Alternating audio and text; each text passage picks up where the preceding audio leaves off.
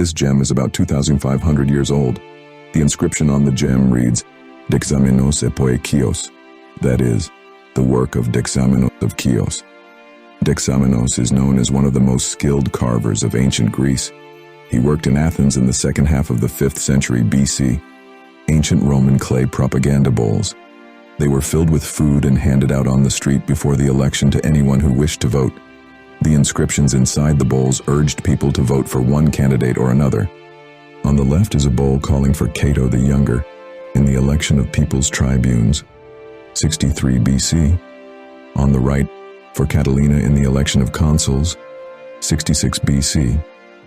Balilla is an Italian fascist children's organization, the equivalent of the Hitler Youth. It takes its name from the nickname of a boy from Genoa who in 1746 threw a stone at an Austrian soldier and thus began a rebellion against the Austrian forces occupying the city. 1930, the process of assembling the left arm of the Statue of Liberty in France. Soon, it and more than 300 other parts of the statue were transported to the United States for complete assembly and installation. Benito Mussolini, 20, arrested for evading military service in Italy. Switzerland, 1903. At the time, he was a socialist and liked to play the violin. He became a fascist a little later. The designer of automobiles and armored vehicles Ferdinand Porsche, far left, shows Hitler a model of the first Volkswagen Beetle, Germany, 1934.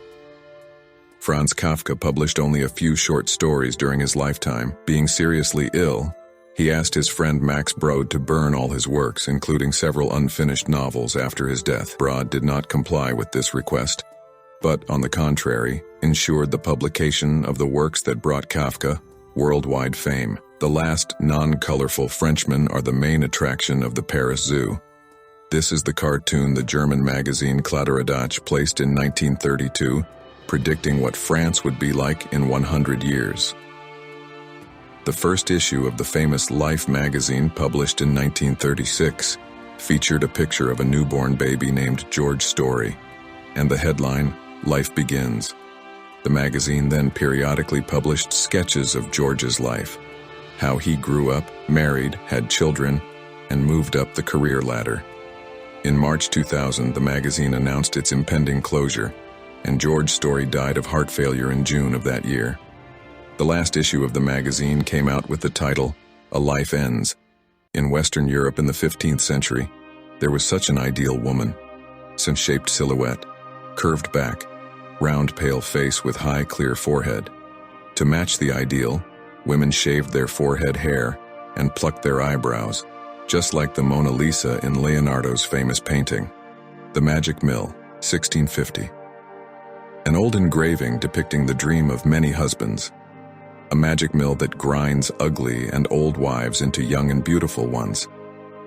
In 1941, during a concert of the Norwegian Philharmonic Orchestra, a group of Nazis burst into the hall.